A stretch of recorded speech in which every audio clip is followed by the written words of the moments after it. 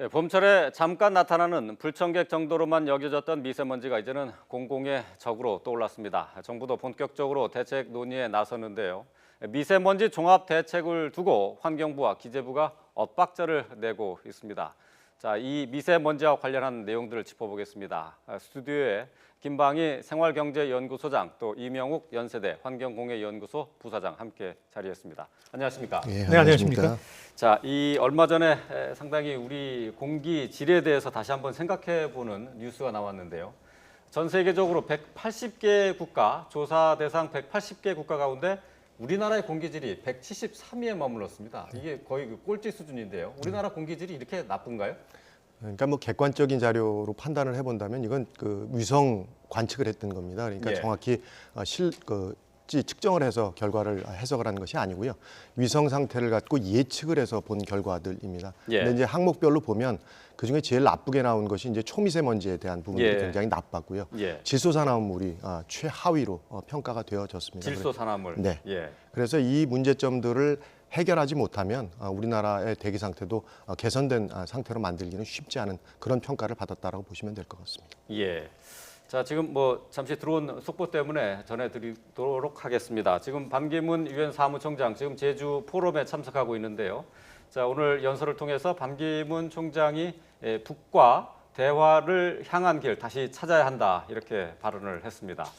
자, 또 북한은 도발을 중단하고 국제 의무를 준수해야 한다라고 얘기했습니다. 자, 북한이 핵과 미사일 개발에 열을 올리고 있는데 반기문 총장은 북과 대화를 향한 길을 다시 찾아야 하고 도발도 역시 북한에서 중단을 하고 이제 국제 의무를 준수해야 한다 이렇게 얘기를 했습니다.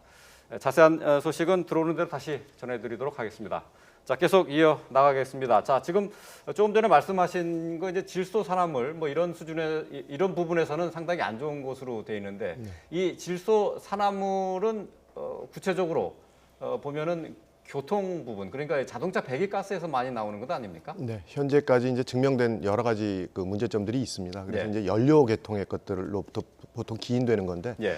굉장히 오랜 기간 동안 저희가 이제 질소산화물에 대한 것들을 관리하려고 노력을 했는데도 예. 불구하고 실제로 많이 저감되지 않은 가장 대표적인 문제점입니다. 그래서 현재 우리나라 대기 문제의 가장 큰 세 가지의 문제점이라 그러면 예. 작은 크기의 먼지를 줄이는 것이 제일 큰 문제점이고 두 예. 번째가 이제 질소산화물을 줄여야 되는 것들이고요. 예. 또 이렇게 날이 더워질 때 많이 문제가 되는 오존 이라는 예, 오존. 것도 역시 제일 큰 문제점 중에 한 가지인데 공통적으로 이 세 가지가 조금 전에 그 말씀하셨던 경유 자동차하고 예. 연관이 되어 있는 오염 물질들입니다. 미세먼지하고 질소산화물은 따로 관리해야 되는 그러니까 아닙니까? 그 두 가지가 다른 물질이고요. 예. 배출원도 뭐 각각에서 영향을 미치는 경우도 있고 경유 차량처럼 한 가지에서 두 가지의 영향을 다 주는 문제점이 있습니다만 예. 실질적인 얘기라면 먼지를 줄이면 질소산화물이 늘어나고요. 질소산화물을 줄이면 먼지가 늘어나는 그런 어려움이 예. 있는 부분이라고 말씀드릴 수 있습니다. 예. 네. 자, 이 우리나라의 공기질 수준 이렇게 173위 거의 꼴찌 수준인데요. 자, 이 미세먼지를 비롯해서 이 공기질이 떨어지는 데 따른 사회 경제적인 손실, 비용도 만만치 않죠. 그렇습니다. 이제 사실은 이 미세먼지에 대한 경각심이 이제 고조된 건 최근의 일대입니다. 특히 예. 4월의 미세먼지 상황이 아주 안 좋았죠. 환경부 기준으로는 적합한 날이 한 달 중에 이제 4일 정도밖에 되지 않았고 예. 세계보건기구 WHO 기준으로는 뭐 하루도 없었을 정도니까 그 사회적으로 어떤 경각심을 이제 일깨우게 됐던 겁니다. 이게 뭐 오늘 어제 벌어진 일은 아닙니다만 예, 갑자기 미세먼지가 실제 피해를 주다 보니까 많은 국민들이 이거에 대해서 경각심을 갖게 된 겁니다. 예. 경기개발연구원 환경연구실 자료이긴 합니다만은 미세먼지로 인한 이제 조기 사망자가 2만 명, 폐 질환자가 80만 명, 예. 이에 따른 경제 사회적 손실이 12조 원 이상이다 이런 추산도 나올 정도니까 12조 원. 예, 경각심이 상당히 높아졌다고 봐야 되겠죠. 예.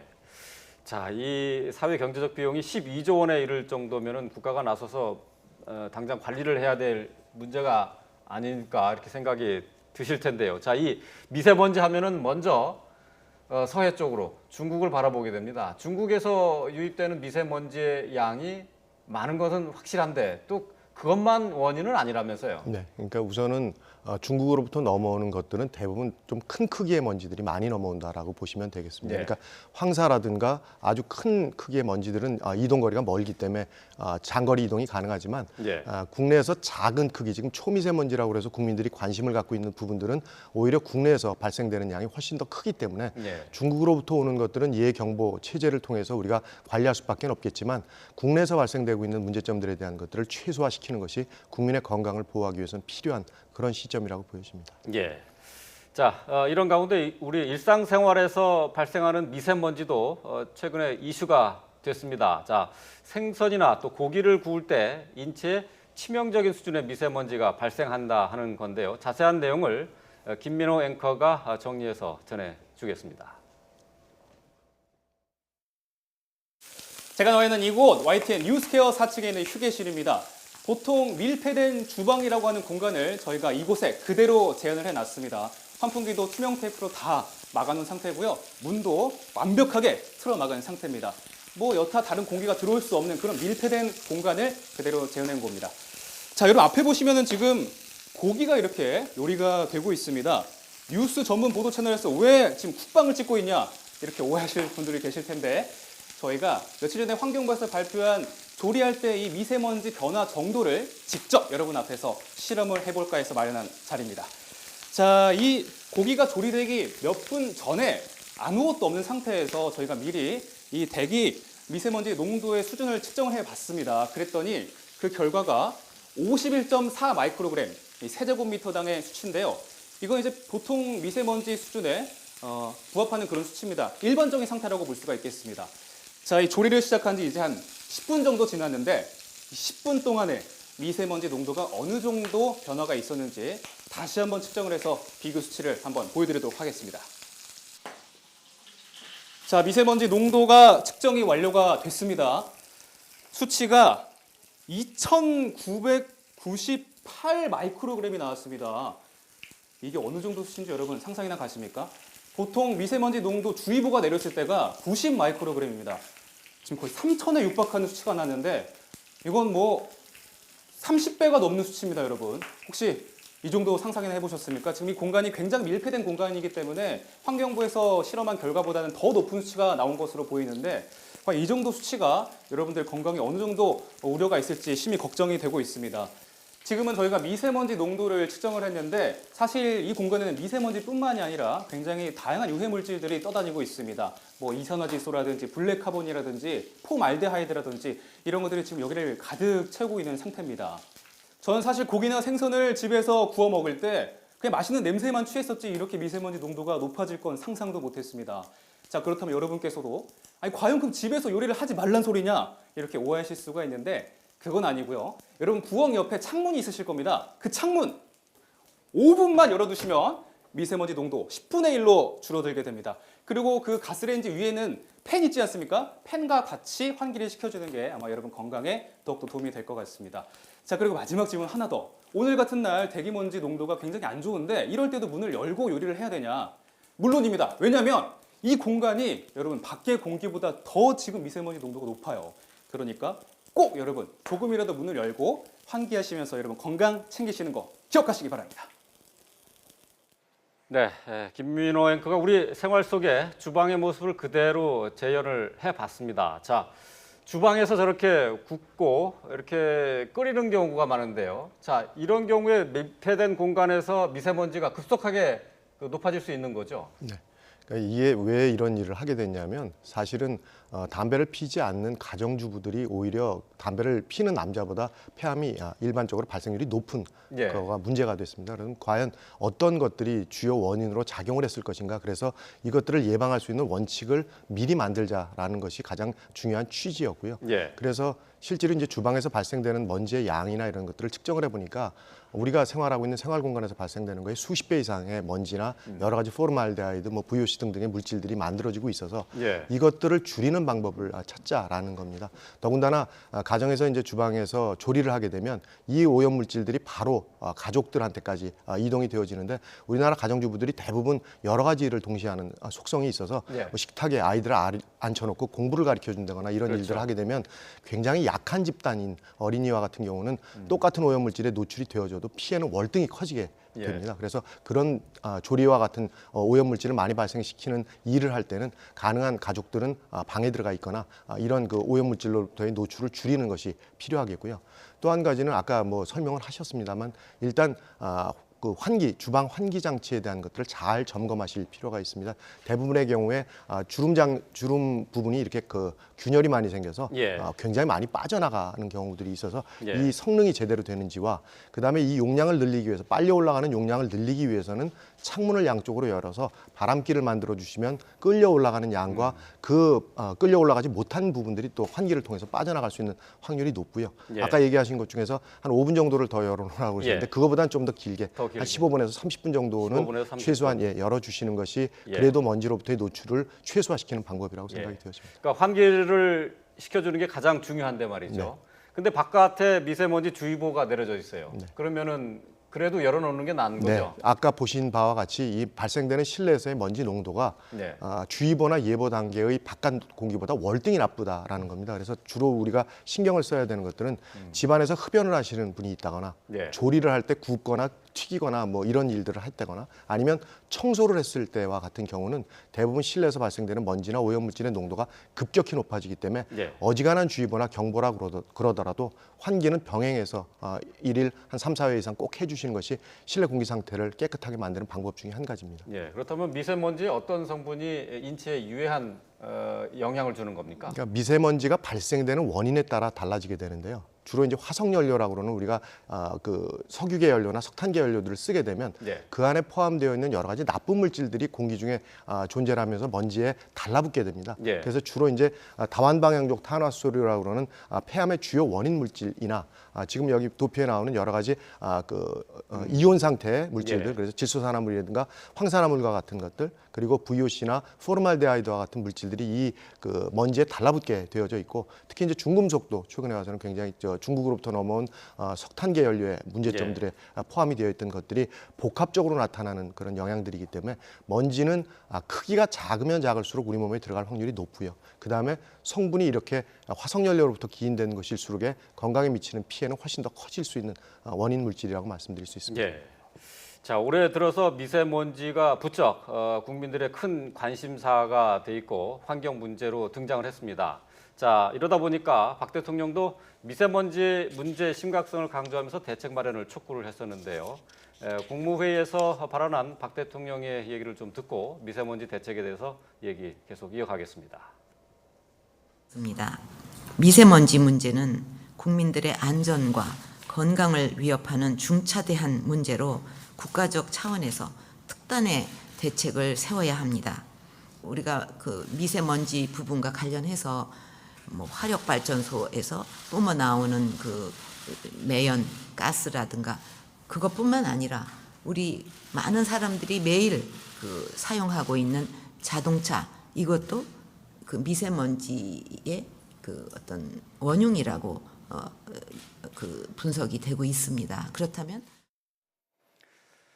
자, 미세먼지 얘기를 하면서 지금 가장 주목을 받고 있고 또 미세먼지 주범으로 얘기가 되고 있는 것이 경유차입니다. 한때는 클린 디젤이라고 해서 경유차들이 이제는 환경 문제에서 벗어났다라고 얘기를 했다가 다시 문제가 생겼습니다. 자, 이 경유차 미세먼지의 주범으로 볼 수 있는 겁니까? 사실 이 인과관계야말로 이번 정책 논란의 핵심입니다. 정책 논란의 흐름을 잠깐 좀 살펴볼 필요가 있는데 네. 그렇게 박 대통령이 5월 10일에 특단의 대책을 마련해라 하는 얘기를 하고 나서 환경부가 이제 경유차를 주범으로 꼽았죠. 네. 그리고 어제 국무조정실 주재로 관련 4개 부처 차관 회의를 할 예정이었습니다만은 어제 오전 돌연 회의를 이제 무기 연기했습니다. 네. YTN도 보도를 했습니다만 이 회의 존재가 알려지면서 여론 수렴보다는 오히려 이제 논란만 커질 가능성이 있다. 예. 이 얘기는 그만큼 이 경유차와 관련한 경유가 인상과 관련한 정책이 논란이 대상이 되고 있다. 이런 걸 반증하는 거겠죠. 예. 그러니까 인과관계에 대해서는 그렇게 명확하게 밝혀졌는지 이 부분은 사실은 그 오염이나 환경 문제에 연구하시는 분들, 전문가분들 의견을 듣고 싶은데 어떻습니까? 예. 우선 한 가지 좀 다시 상기해 주셨으면 좋겠는 게 네네. 한 3년 전쯤에 저희가 이제 먼지에 대한 것들을 발암물질이라고 정의했다라는 보도들이 굉장히 많이 나왔었는데요. 미세먼지. 예, 당시에 그 주요 내용은 뭐냐면 디젤에서 배출되는 먼지가 발암물질이라는 소리였습니다. 그러니까 2012년 6월에 WHO 산하의 IARC라는 발암물질의 등급을 정하는 기구에서 디젤에서 배출되는 물질과 먼지를 1급 발암물질이라고 정의를 했는데 예. 그 이유는 이 디젤 배출 물질에 많이 노출이 되는 집단들을 갖고 한 30년 동안 연구를 해본 겁니다.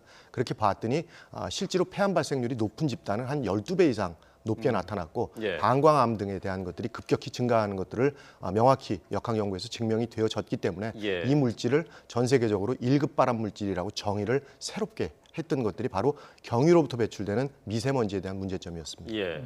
그렇다면 결국 경유차가 이 미세먼지의 주범이라고 봐야 되고 네. 발암 물질을 내뿜는 독성 물질을 내뿜는 주 원인이다 이렇게 봐야 되는 건 틀린 건 아니다는 얘기네요. 네. 다만 이제 유해성의 수준 말고 네. 양으로 치면 미세먼지보다 비산먼지가 더 위험하다 이런 보도도 오늘 아침에 있었고요. 예. 또 아까 말씀하신 이제 중국발 먼지 이런 경우도 있기 때문에 지나치게 이제 어떤 미세먼지 대책이라는 데 초점을 맞추면서 경유차라는 가시적인 분야에 그들을 대입한 거 아니냐 이런 논란도 있는 네. 거죠. 사실은 다른 문제도 있는데 이제 눈으로 볼 수 있는 혹은 이제 어떤 그 가시적인 성과를 볼 수 있는 부분에 초점을 지나치게 맞췄다 하는 논란은 있는 예. 것이죠. 지금 뭐 상당 부분의 SUV 자동차, 이 경유차들이 많거든요. 그렇습니다. 이 소비자들 이게 이 차를 갖고 있는 소비자들은 억울하겠어요. 네, 그런 면이 좀 있습니다. 예. 최근에 한 5년간 경유차, 우리가 흔히 디젤차라고 하는 게 한 33% 판매량이 증가했습니다. 그래서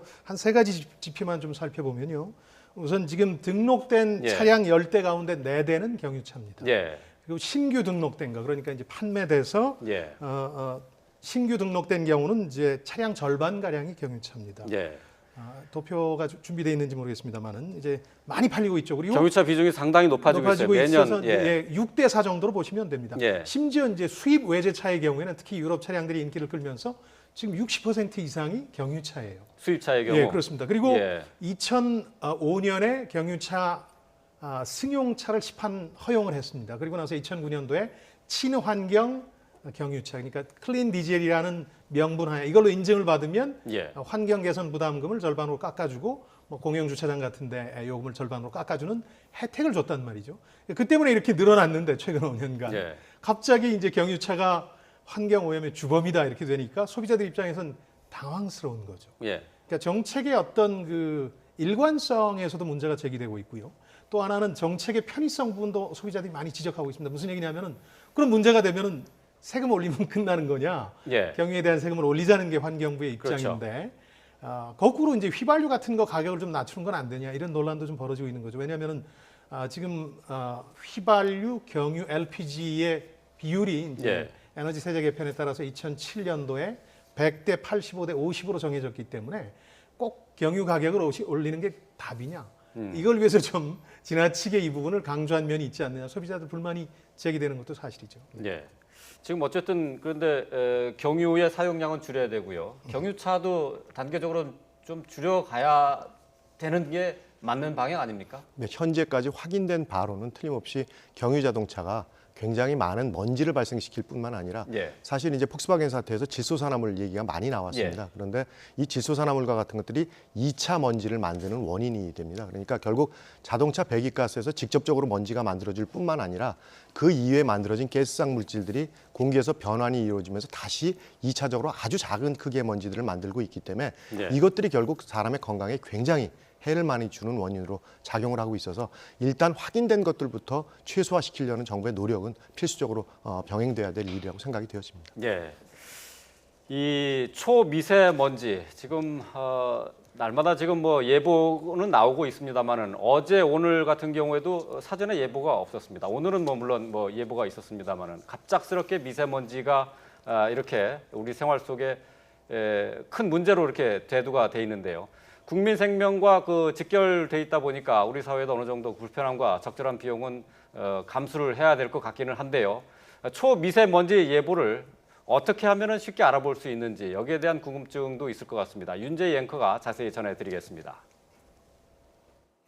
네, 미세먼지가 나쁨이었던 오늘 아침에도 포털 실시간 검색어 상위에 미세먼지가 올라 있었습니다. 그만큼 많은 분들이 오늘 대기 상황은 어떤가 궁금해한다는 건데요. 저도 이렇게 스마트폰에 애플리케이션을 설치해 놓고요. 아침마다 오늘 미세먼지가 나쁨인지 보통인지 오존이나 황사 상황은 어떤지 확인을 합니다. 자, 오늘 현재 상황은 주황색 나쁨 단계로 표시가 되고 있습니다. 자, 환경단체인 그린피스가 미세먼지와 초미세먼지, 황사와 오존 농도를 확인하는 웹사이트와 애플리케이션을 모았습니다. 시청자 여러분도 확인을 한번 해보시면 좋을 것 같습니다. 자, 먼저 에어코리아입니다. 한국환경공단이 운영하는 실시간 대기 오염도가 공개가 되는데요. 전국 97개 시군의 도시와 도로변 그리고 교외에 설치된 측정망을 통해서 모인 자료들입니다. 자, 아황산가스와 일산화탄소, 이산화탄소 그리고 미세먼지, 오존의 농도가 5가지 오염물질 정보를 자세히 알려주고 있습니다. 자치구가 운영하는 사이트 중에서 가장 눈에 띄는 건 서울시입니다. 구별로 나눠서요. 미세먼지와 초미세먼지 측정 농도를 보여주는데 좋음, 보통, 나쁨, 그리고 매우 나쁨의 단계로 나뉘어져 있습니다. 문자 서비스 받아보기를 신청하면 예비나 주의보 발령 때 문자도 받아볼 수 있다고 합니다. 자, 이 자료를 스마트폰으로도 받아볼 수가 있습니다. 역시 구별로 깔끔하게 정리를 해놨는데요. 실시간 수치를 1시간 단위로도 볼 수가 있습니다. 자, 다 귀찮다. 그렇다면 그냥 포털에 검색을 하셔도 됩니다. 네이버와 다음에서 초미세먼지를 검색을 하면 자, 이런 화면들이 뜨는데요. 네이버에서는 오늘과 내일의 예보를 알 수가 있고요. 다음에서는 현재 자신 있는 위치를 바탕으로 실황 정보까지 확인을 할 수가 있습니다. 특히 이 다음에서는 각 대기 상황에 따라서 사용자가 어떻게 대처를 해야 하는지도 자세히 알려주고 있어서 유용한 정보가 되고 있습니다. 자, 이제 심화 단계로 넘어가 볼까요? 안양대 기후에너지환경융합연구소가 운영하는 대기질 예보 자료입니다. 동아시아 전역의 대기 농도를 오전 5시와 오후 3시에 공개를 하고 있는데요. 시간대별로 세분화된 예보 시스템을 갖추고 있습니다. 자, 해외에서도 우리나라의 대기질을 측정을 하고 있습니다. 우리나라 대기질에도 영향을 미치고 있는 중국의 대기질 지수 정보 페이지인데요. 지자체 측정 자료까지 실시간으로 상세하게 나와 있습니다. 그리고 일본 기상협회에서도 현재부터 3일까지 미세먼지 농도 예측 자료를 지도 위에 이렇게 표시를 하고 있습니다. 자, 지금까지 여러 웹사이트와 앱을 살펴봤는데요. 아침에 일어나서 특히 야외 활동 계획이 있는 날을 앞두고서는 대기 상태 살펴보고 미리 대비하시는 것이 좋겠습니다. 네, 이제는 뭐 일기예보와 함께 미세먼지 예보도 함께 살펴보는 분들 많은데요. 생각보다 많은 곳에서 이 미세먼지를 미리미리 확인해 볼 수 있는 것 같습니다. 자, 이런 가운데 서울시에서도 미세먼지 대책을 내놨는데 경기도와 또 인천에서 들어오는 경유 버스에 대해서 운행을 제한한다. 이런 보도가 나왔어요. 네.